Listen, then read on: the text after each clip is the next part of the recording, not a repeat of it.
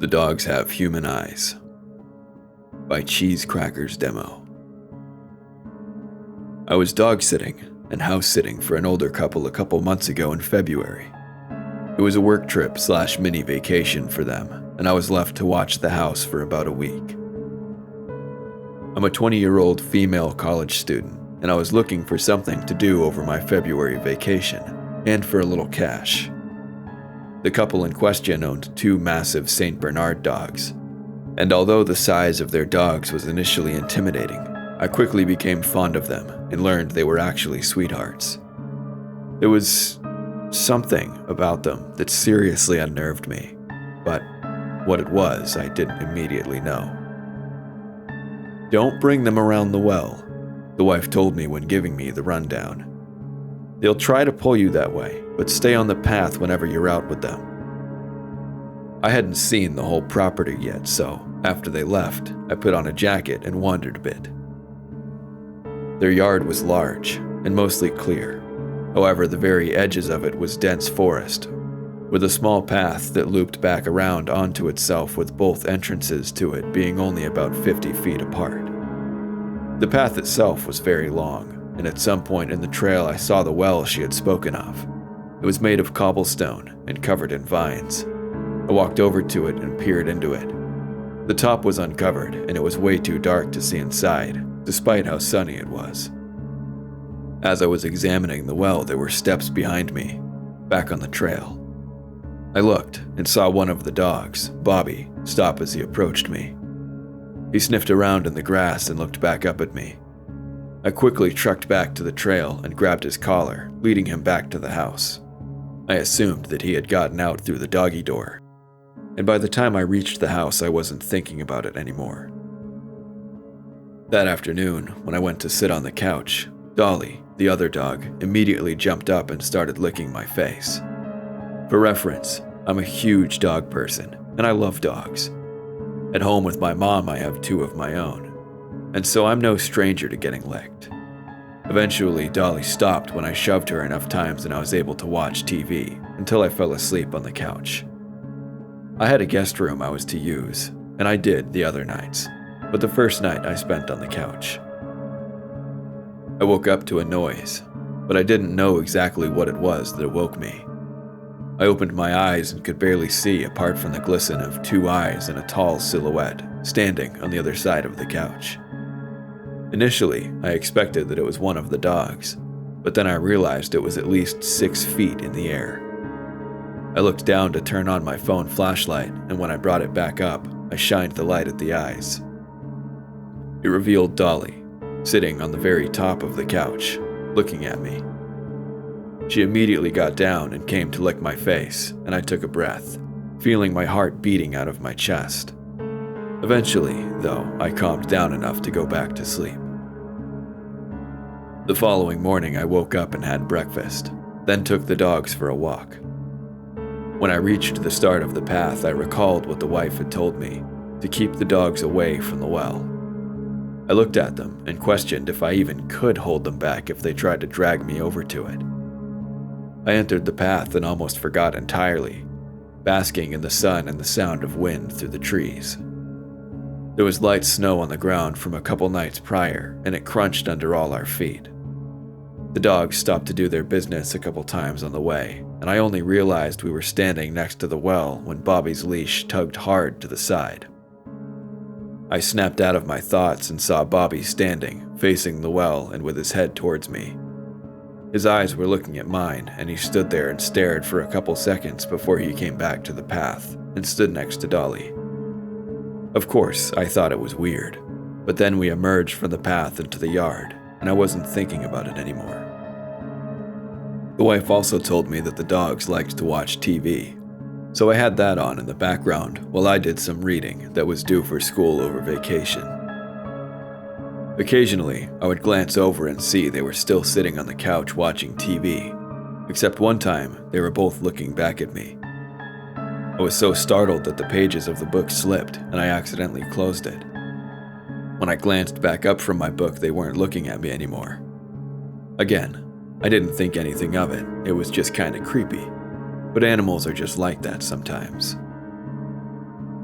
When I took them out for the walk that afternoon, it was getting dark really quickly, and I decided to skip the trail. Bobby and Dolly were pulling me towards it, but when I made it clear I wasn't going down the path, they stopped trying to walk me over there. I brought them back up the hill and into the house, where I went into the guest room and got ready for bed.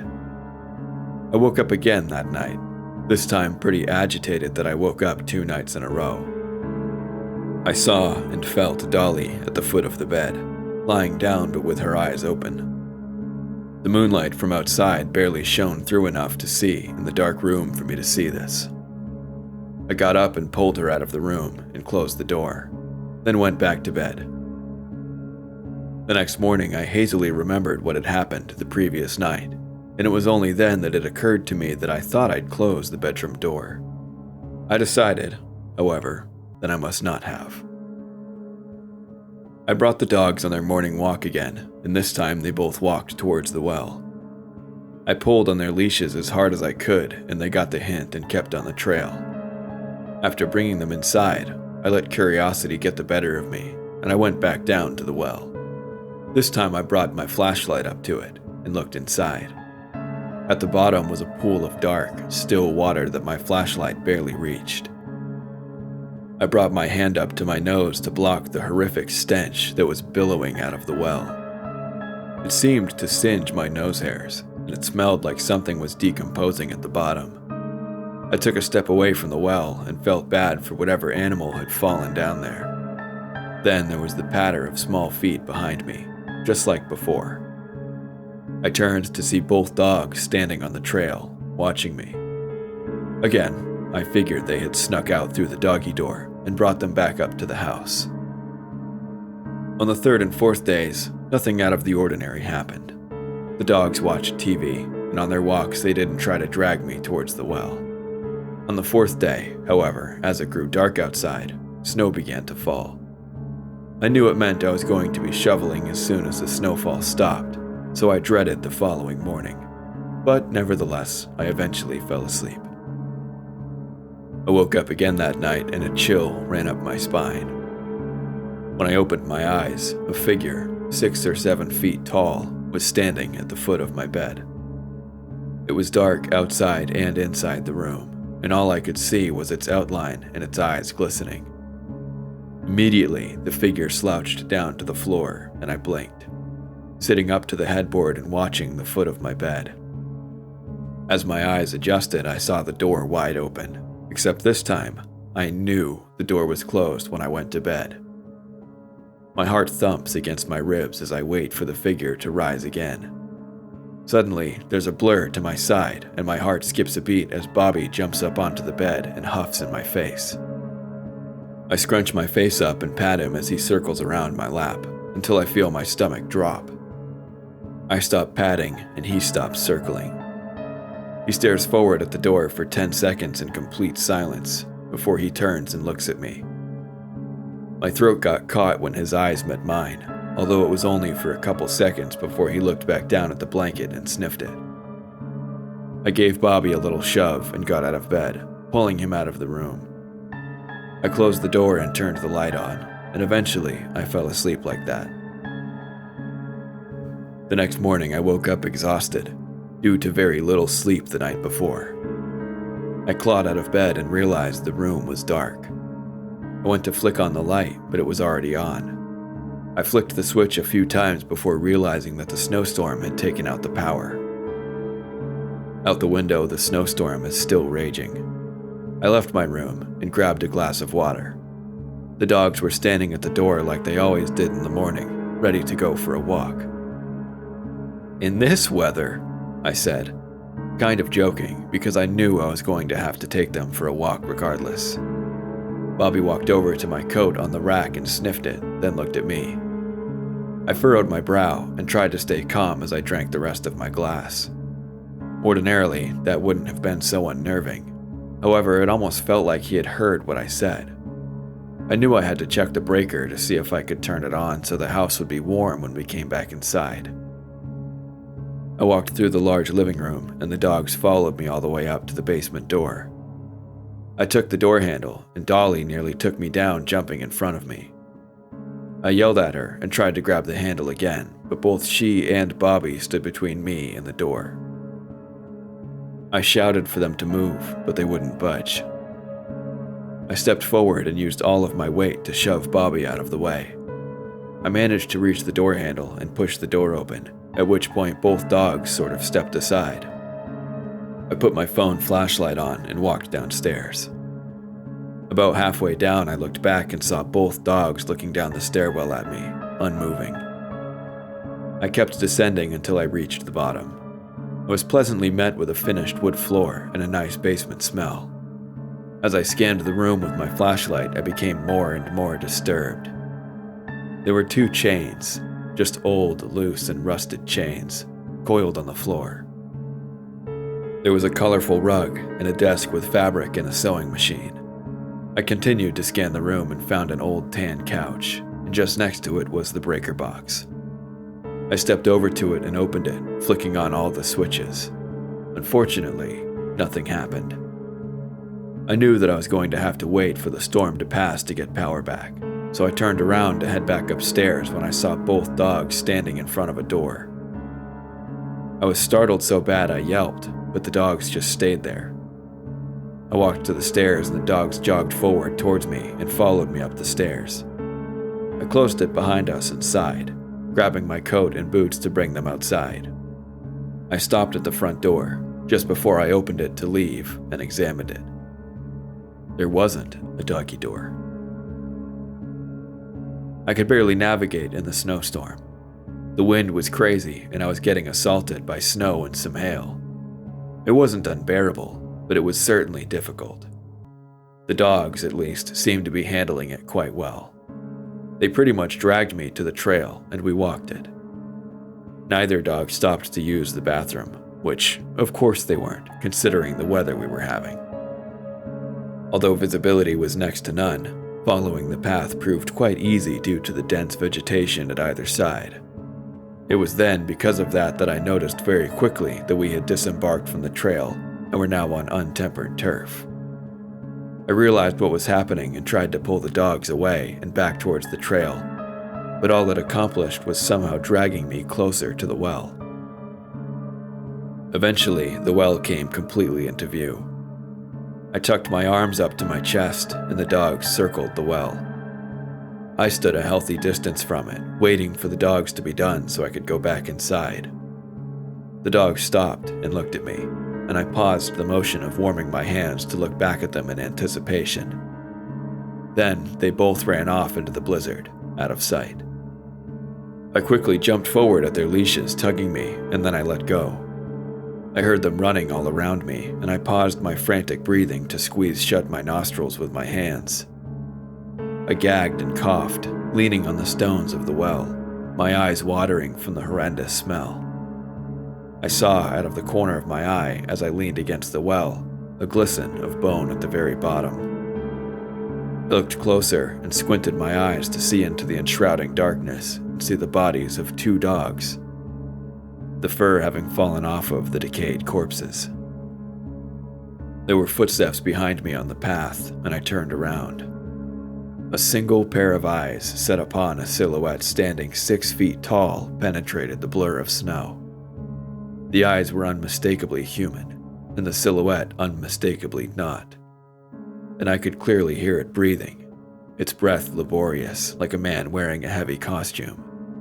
Then it suddenly lunged forward, and at the same time I heard the crunching of snow to my right.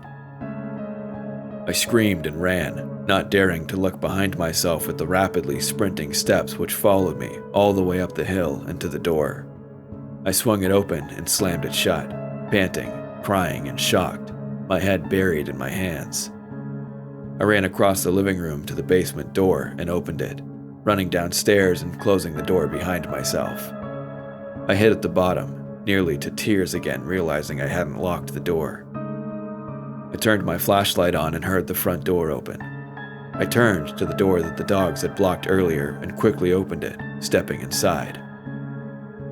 I lifted my foot and looked down at what I had just stepped in to see that it was blood. With my heart racing, I dragged the flashlight around the walls of the small room. The room was mostly empty, aside from a deeply blood-stained floor. I slowly walked over to a wardrobe that was standing against the wall, hoping for a place to hide, and I cautiously and quietly opened the doors. Another horrible stench wafted into my face, causing me to recoil, and the door swung the rest of the way open. Draped on hooks were 2 coats of human flesh, flayed off of the victim's body. I vomited on the floor immediately and closed the closet door much louder than I thought I would. I wiped my mouth and gagged again, the image of it recurring in my mind.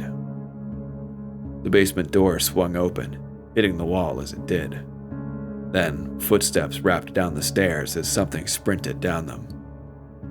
I trained my flashlight on the door and waited, my hands trembling and lip quivering. The door handle slowly began to turn, and I took a shaky breath in, looking around the room. Next to the wardrobe, there was a small window peeking in from the yard. The door started to creak open, and I jumped to grab the windowsill, pushing the window open nearly effortlessly. 2 sets of footsteps ran up to me, and I desperately pushed myself through the window, feeling their hands grabbing at my feet before I pulled them up.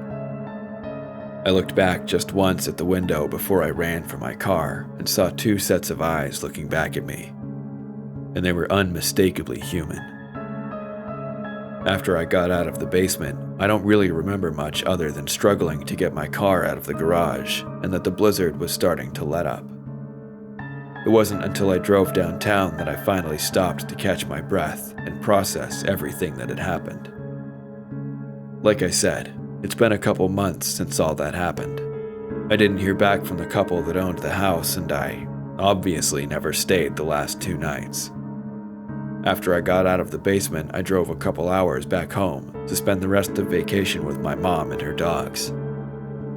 I told her what happened, and she told the police, but they never got back to us. I still love dogs, ironically enough, but I haven't slept well since. If you enjoyed this story, please leave a like and subscribe. I'll link the story in the description if you want to go check it out for yourself. If you have a story of your own that you'd like to hear narrated on the channel, please email me at awfultoastreads@gmail.com. But as always, thank you all for listening, and I'll see you next time. Goodbye.